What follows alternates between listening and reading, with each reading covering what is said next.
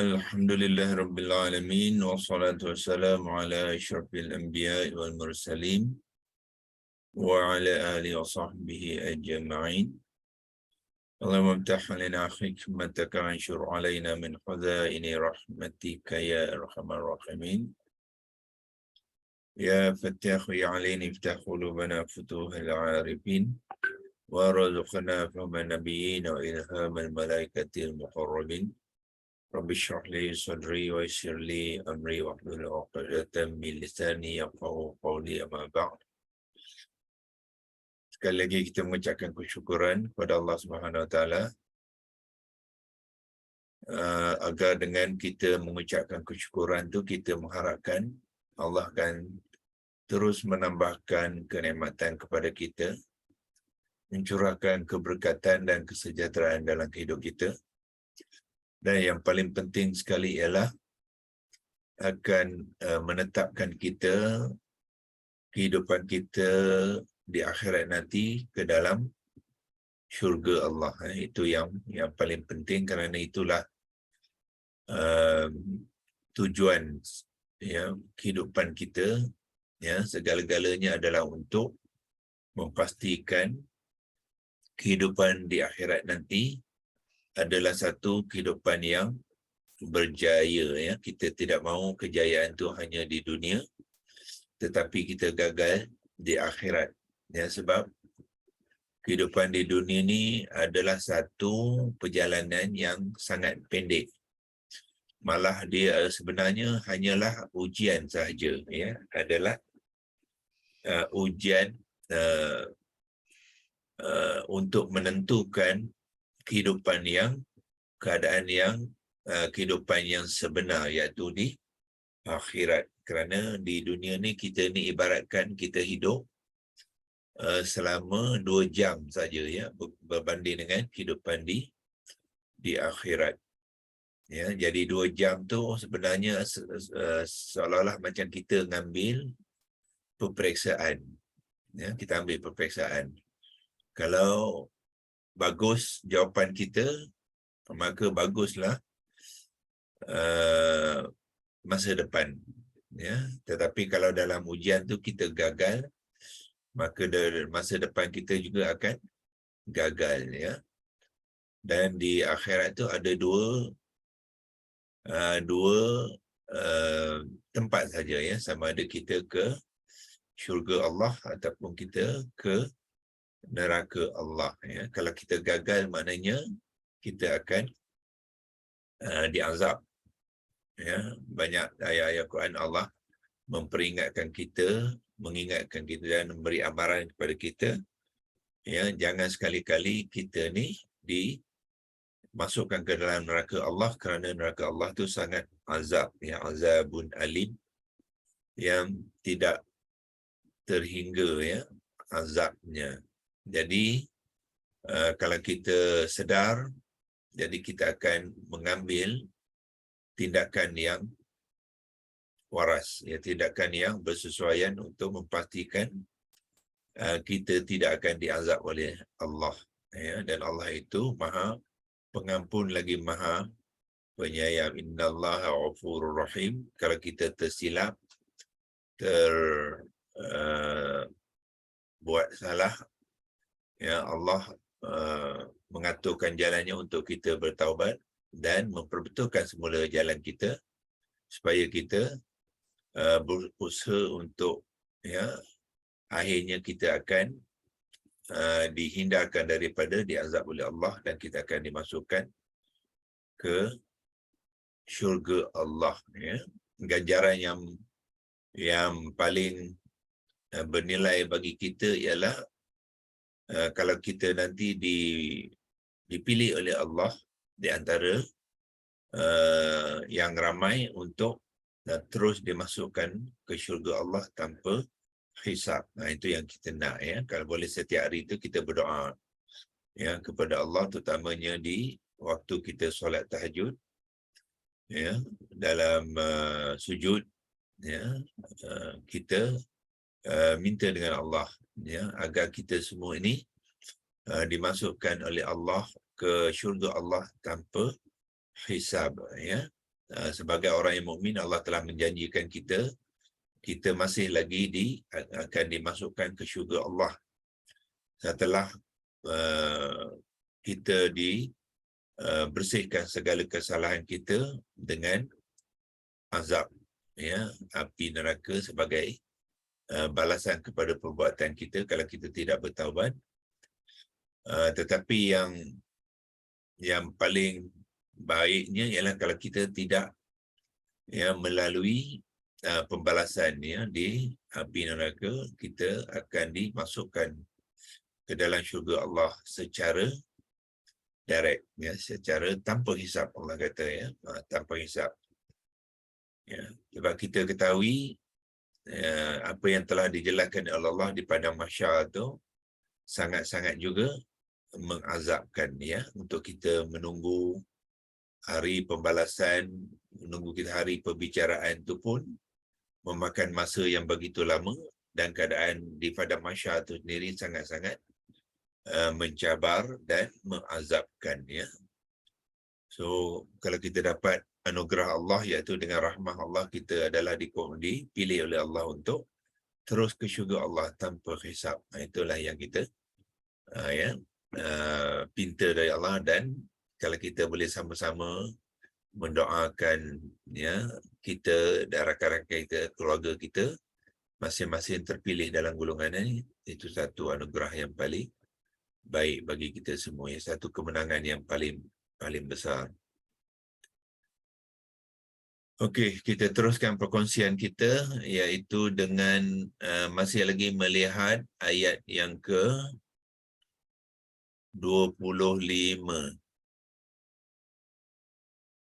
Ayat ke-25, di mana semalam kita telah kongsikan daripada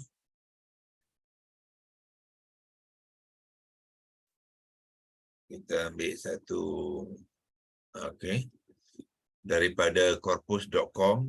Walaupun corpus.com ni sekarang ini ada maintenance, tapi ada bahagian-bahagian yang masih boleh kita layari, ya, iaitu kita berkongsikan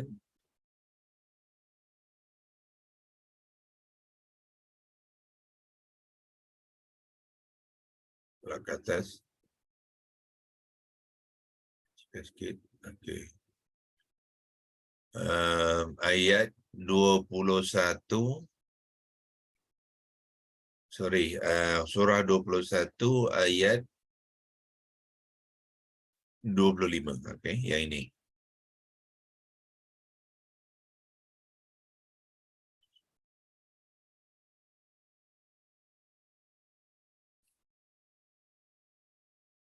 Illa nuhi ilaihi annahu la ilaha illa ana fa'budun, ya. Semalam kita telah berkongsikan dalam leksi Logos, ya, leksi Logos, kita sempat menyimpannya apa yang kita telah tulis malam, iaitu kita simpan dia di dalam Word, ya. Tuan-tuan boleh simpan dia Word, copy and paste dia. So kalau nak guna semula, copy balik, nak membuat salinan ataupun copy tu, kita gunakan Control C, ya, Control C button dekat komputer. Kemudian pergi semula ke leksi Logos. Mana dia leksi Logos? Kita pergi ke, ambil tab baru dan kita buka leksi Logos di sini, Arabic Keyboard. Ya, dan kita boleh pastekan dia untuk perbincangan kita lanjutan, ya, melanjutkan perbincangan kita sehingga kita boleh mengenal kalimah-kalimah ini dan memberi makna kepada kalimah, ya. So kalimah yang kita bincang sekarang ni ialah, besarkan sikit, ialah nuhi ilaihi, ya. So kita bila kita melihat kalimah, ya, bila bermula dengan nun, iaitu kami, kita sudah mengetahui itulah tandanya kalimah ni adalah kalimah fi'il mudhari', ya. So sekiranya di hujung dia ya mad, ya yang tidak bertitik, dan dia ya mad, kita juga boleh mengetahui yang fi'il mudhari' ini mengandungi huruf akar illah yang ketiga. Nah, ya, itu cara nak mengenal. Ya. So bila dia di hujungnya kalimah huruf ya mad, semestilah huruf yang kedua itu iroha ni di dalam pembentukan kalimah akan mengambil baris kasrah.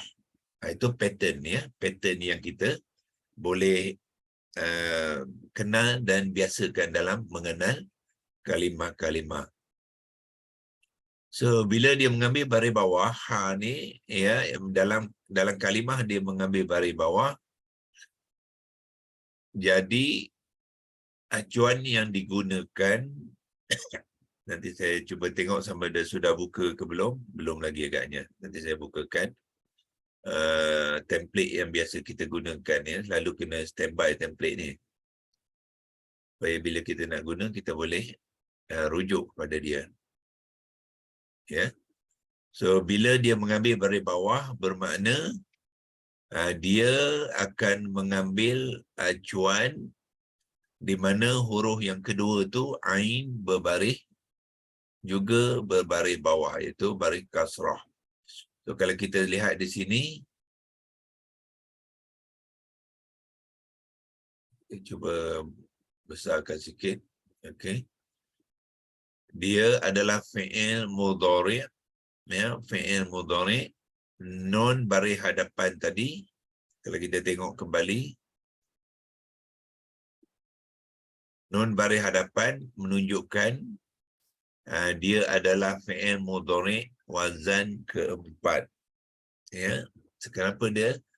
Sebab dia mengambil acuan yuf'ilu, ya. So kalau kita tunjuk kepada template ni, fi'il mudhari' maklum wazan keempat ialah yuf'ilu. Inilah acuan yang digunakan dalam pembentukan kalimah, ya. Clue dia ialah nuhi nun baris depan, ialah daripada ya yang baris hadapan, ya. Saya tandakan dengan arrow supaya kita nampak apa yang kita bincangkan. Nuhi bermakna default ya tu mestilah berbaris hadapan. So berbaris hadapan berlaku dalam fi'il mudhari' hanya 3 wazan saja, ya. Yang pertamanya dalam wazan kedua, yang kedua dalam wazan ketiga, dan yang keempatnya yang pertama wazan kedua, yang kedua wazan ketiga, dan yang ketiga dalam wazan keempat. Itu saja kes-kes di mana fa'il mudhari' akan mengambil baris hadapan, ya. So macam mana kita nak mengenal dia adalah wazan yang keempat, bukannya wazan kedua dan bukannya wazan ketiga, ya. Okay, caranya ialah kalau wazan kedua ada huruf yang kedua tu bertasydid. Okey, saya ambilkan warna lain, ambilkan warna biru, ya. Wazan nun baris hadapan, tetapi huruf yang kedua akan mengambil tasydid.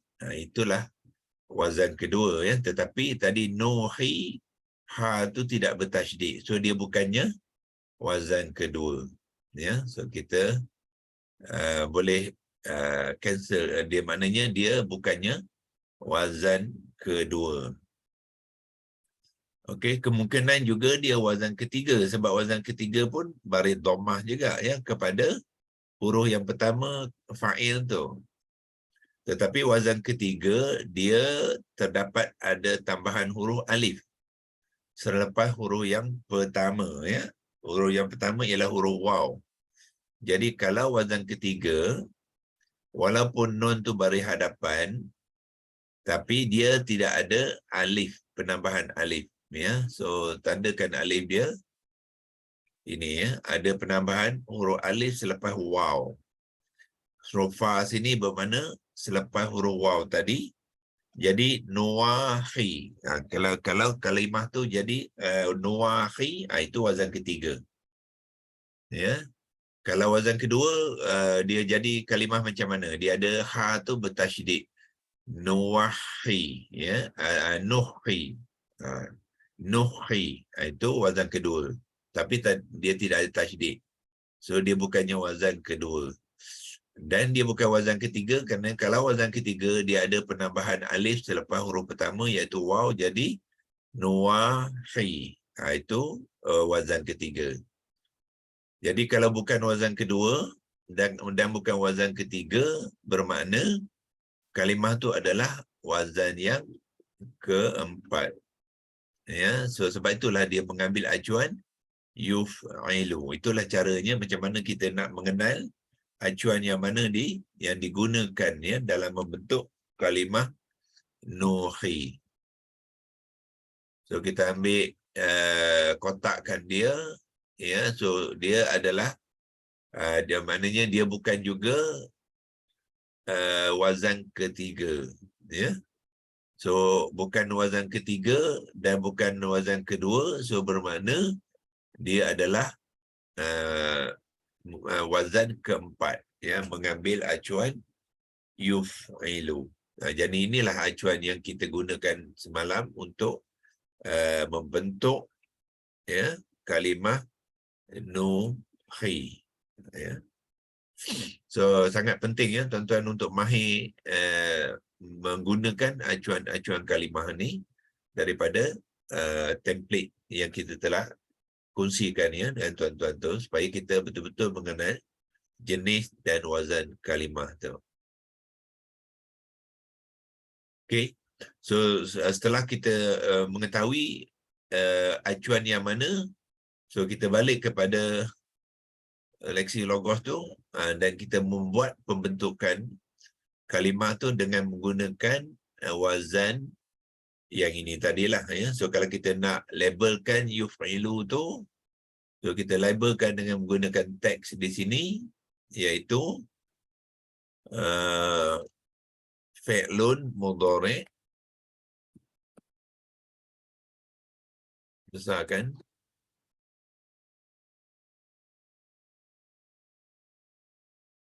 mudhari'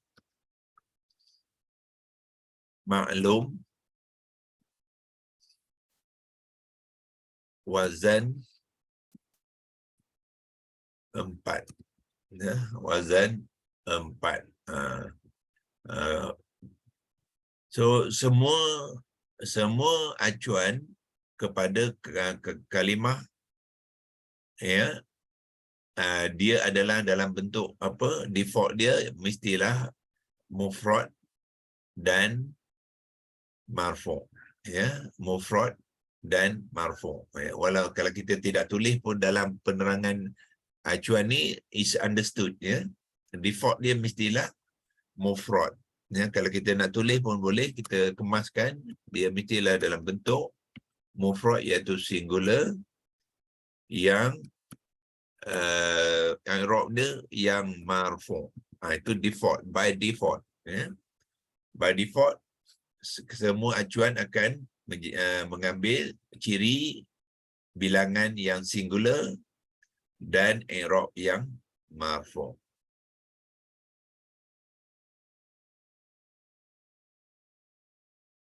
Okey. Itulah yang penerangan kepada acuan tadi ya. Sebab apa kita mengambil acuan ni? Sebab di atas tadi pun kita sudah menerangkan iaitu dia adalah fi'il mudhari' maklum wazan keempat. Nah ya, itu yang telah diterangkan di dalam. So dia mesti match ya. Penerangan kita dengan acuan yang kita gunakan untuk membina kalimah tu mesti selaras. Kalau dia tidak selaras, dia akan bercanggah dan pembentukan kalimah tidak akan berjaya ya.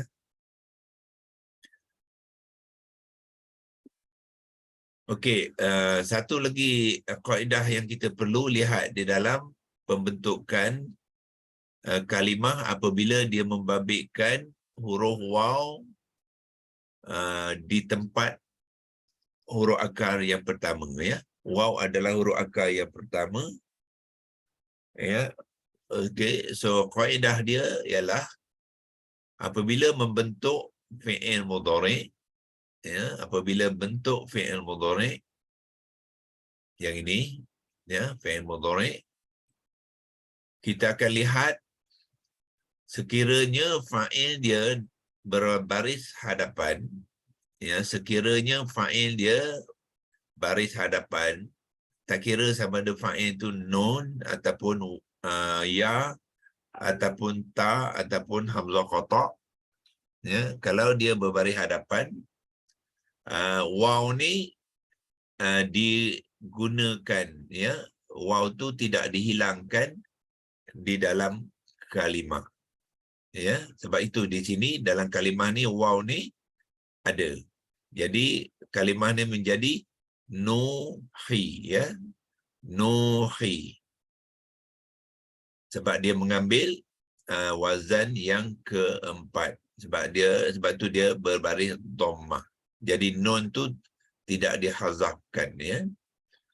Sekiranya fi'il mudhari' itu mengambil wazan yang pertama ya, mengambil wazan pertama ya, sebagai contohnya katakanlah nun ni berbaris atas ya, nun berbaris atas, kita akan lihat kalimah fi'il mudhari'nya tidak ada waw. Waw ni digugurkan.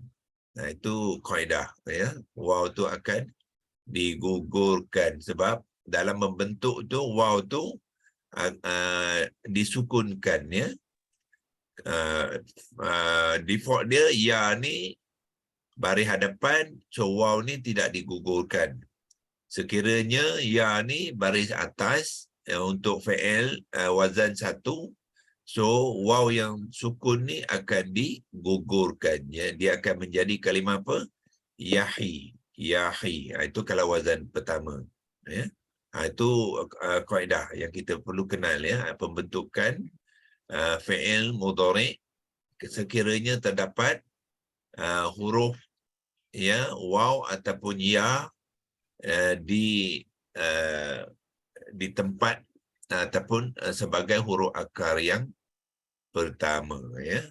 Okey tuan. Dia bagi wazan satu, dia ada rumah dia. Rumah. Rumah satu. Wazan satu pun adalah yaf'ilu. Dia memilih rumah yang antara 1, 2, 3. 1, 2, 3. Betul. Yaf'alu, yaf'ulu dengan yaf'ilu kan ya. Wazan satu ya tuan. Itu untuk wazan satu. Bila ya bari atas tu wazan satu lah. Jadi kalau katalah dia menggunakan wazan satu, jadi waw ni akan digugurkan ya. Di sini dia akan digugurkan. Itu cara nak mengenal dia lah ya. So tapi di sini dia tidak so bila ya digugurkan kemudian ganti ke ya ni dengan nun, jadi nun sini adalah baris atas lah. Waw ni tidak ada, nahi ya. Nahi. Itu kalau wazan satu. Ya. Okey. So sekarang ni dia wazan keempat, sebab itulah ada waw. Waw ni tidak digugurkan. Waw ni hanya dia tukarkan ya.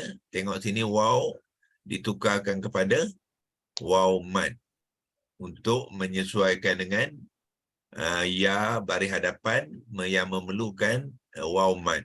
Jadi waw tu jadilah waw mad jadi yuhi ya, dipanjangkan bacaan ya tu kepada 2 harakat ya. Kemudian ya ini ditukarkan kepada nun, iaitu kami. Ya ialah dia, dan nun adalah kami. Sebab dia di dalam apa? Di dalam kalimah tu adalah kami, bukannya dia. So ya perlu ditukarkan kepada nun, ya. Menjadilah kami. Dan apa terjadi kepada alif maksurah di sini? Alif maksurah yang menggantikan lam berbaris dhammah, ya. Alif maksurah tidak boleh berbaris, ya, tidak boleh berbaris, ya. Dan dia ada dua kaedah. Apabila alif maksurah dibariskan, dia ada dua kaedah, ya. Yang pertamanya, di dalam setengah kalimah dia dipindahkan kepada huruf sebelumnya, ya. Dipindahkan ke huruf sebelumnya. Kalau dia tidak boleh pindah ke huruf sebelumnya, dia akan ditukarkan kepada ya mat. Okey, so dalam kes ni dia tidak boleh, tanda dhammah tak boleh tukar pada ha, sebab ha mengambil baris bawah, ya. Dalam kalimah tu ha mengambil baris bawah, so dia tidak boleh pindahkan kepada ha. Kalau dia pindah kepada ha, dia akan menjadi kalimah yuhu, yuhu, ya. Yuhu jadi nuhu, ya. Sedangkan kalimah dia nuhi dengan apa, ha baris bawah, so dia tidak boleh pindah, ya. Tidak boleh pindah kepada ha. So bila dia tidak boleh pindah kepada ha, apa kita buat dengan dia? Dia kena diubahkan kepada ya mad. Ya, kena tukar kepada ya mad. Kenapa dia kena tukar pada ya mad? Untuk meraihkan mad kepada huruf ha yang berbaris kasrah. Sebab itulah dia bertukar kepada ya mad. Jadilah kalimah tu dalam pembentukan ni dia menjadi yuhi, ya. Kemudian tukar saja ya ni kepada nun, jadilah nuhi. Itulah, ya, sedikit sebanyak untuk kita mengenal dan memahami proses, ya, pembentukan kalimah-kalimah, dan proses pembentukan ni membabitkan banyak kaedah-kaedah yang perlu kita kenal, ya. Peraturan-peraturan supaya pembentukan kalimah tu berjalan lancar. Doktor, kalau Ya. kalau khosyia kenapa ya ilah tu tak tukar kepada Ya boleh mengambil baris atas sebab dia itu madhi, ya. sebab fi'il madhi ya. Itu fi'il madhi. Ini fi'il mudhari. Khosyia itu kaedah juga. Itu kaedah, ya. Kalau membentuk fi'il madhi, kalau huruf yang kedua tu huruf berbaris bawah, jadi huruf ketiga, kalau huruf ketiga tu ya tu akan mengambil baris atas. Jadi ya fathah. Sebab apa? Shim tu kasrah. Kalau kalimah tu huruf kedua baris atas, khosya, sebagai contohlah, katalah shim tu baris atasnya, katalah dia baris atas, jadi ya tu perlu ditukarkan kepada alif maksurah. Jadi khosya, bukannya khosyaya. Okey. Kalau hurufnya kedua baris bawah, so ya huruf ilah ketiga tu bertukar kepada ya fathah. Jadilah khosyiyah. Macam lam qafya. Lam qafya pun sama, ya. Lam qafya, qaf tu berbaris bawah dalam fi'il madhi. Jadi dia jadi laqiya. Laqiya. Dia bukannya laqa, dia laqiya. Ya. Terima kasih doktor. Okey, ya.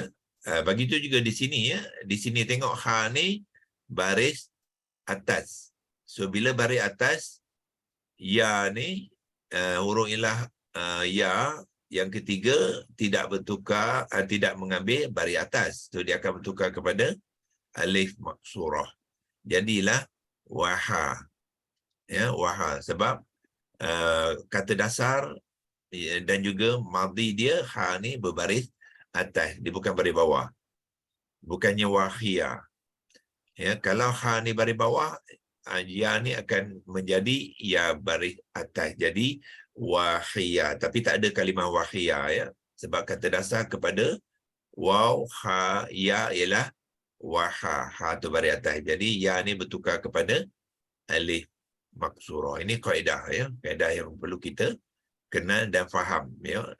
Apa ni pertukaran huruf-huruf illah. Okey. So bila kita sudah boleh menjelaskan ini dan kita boleh mengakhirinya dengan terjemahan. Sebab itulah tujuan kita mengenal.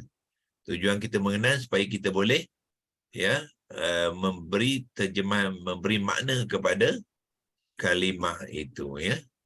So untuk memberi makna itu perlulah kita bermula dengan memberi makna kepada kata dasar waha tu ya. So masukkan kata dasar di sini ya. Dalam kata dasar tu berikan makna dia. Waha ialah mewahyukan, mewahyukan.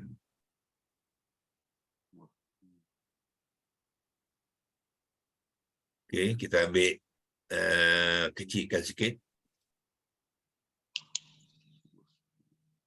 Okey, yang ni kita biarkan dulu sebab kita kalau nak kita padam pun dah boleh ya, sebab tuan-tuan dah kenal dia. So boleh padamkan dululah. Okey, kita padamkan. Okey, dan sekarang ni nak beri terjemahan, kita bersihkan tanda-tanda tu dulu.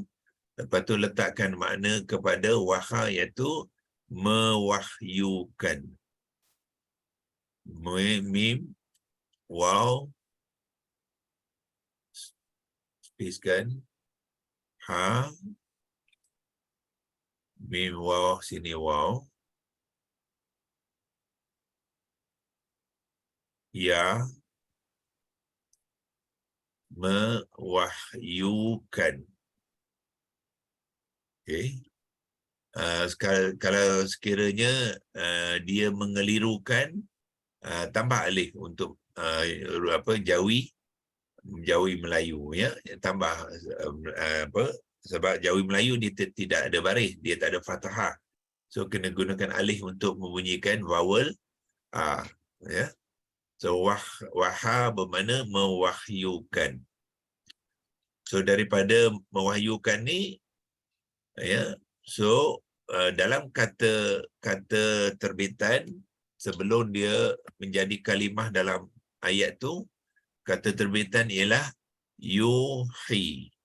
Yuhi, ya ni ialah dia ya. Dia default. Ini masih default kata terbitan ya. Bukannya dalam kalimah lagi. Kalimah dalam ayat dia nuhi. So kata terbitan adalah hasil daripada acuan. So makna dia ialah dia mewahyukan.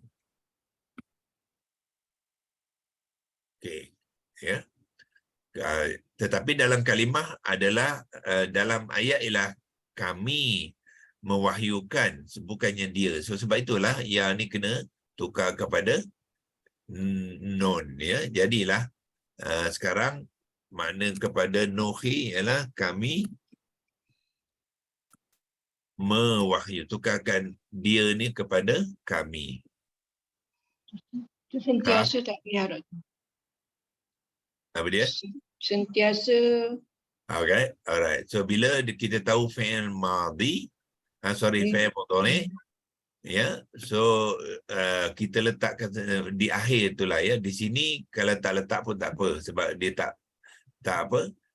tak finalize lagi ya. Kalau nak letak pun boleh ya, sebab dia dah fi'il mudhari. Kalau nak yang paling penting sekali di hujung lah. Ya. Kami sentiasa dia ada dua ya, konteks ya. Yang penting sekali pada masa tu dia sedang. Okey. sedang ya, tapi sini sedang tidak ada. Melayu nga tidak ada, kita pergi buka leksi logos Melayu ya, kena cari nga, ambil sekali lagi tekan Arabic ini untuk ambil nga saja. Ya, nga di sini tukarkan Jawi. Ambil Jawi. Ni ada nga, tekan nga, copy saja nga ni, bawa kepada leksi logos tadi, letakkan di sini ya. Sedang ya, sedang mewahyukan ya. Kalau proses sedang tu berterusan ya, so kita gunakan sentiasa. Tengok konteks ayat dia ya. So ayat tu kalau dia menceritakan satu peristiwa, so kita gunakan sedang ya. Kalau proses tu peristiwa, maknanya ketika peristiwa itu berlaku, Allah sedang mewahyukan. Maknanya perbuatan yang sedang berlaku. Kalau satu perbuatan tu berulang kali, ya, berulang kali, maknanya dia lakukan sekarang, kemudian besok pun lakukan juga, dan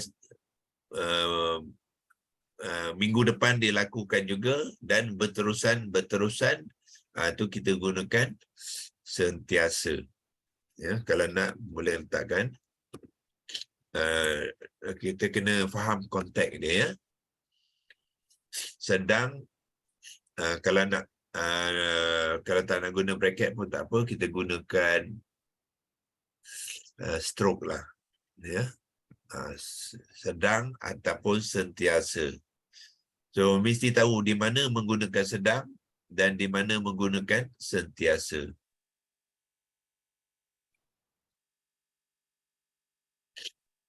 Ya, sedang ataupun sentiasa mewahyukan. Ya, sentiasa ni ialah perbuatan yang memang berlaku dan dia akan berulang kali berlaku ya, dan berlaku. Dia tidak ada penghujungnya, itulah sentiasa. Kalau perbuatan tu menceritakan satu peristiwa saja, so kita gunakan sedang ya, sedang mewahyukan. Maknanya pada ketika peristiwa itu berlaku, Allah telah mewahyukan ya kepada Rasul tu.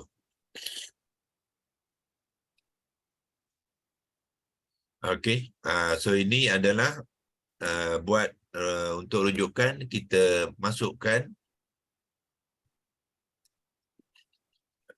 surah 21 ayat 25 ya. Nuhi ila itu kalimah yang kedua.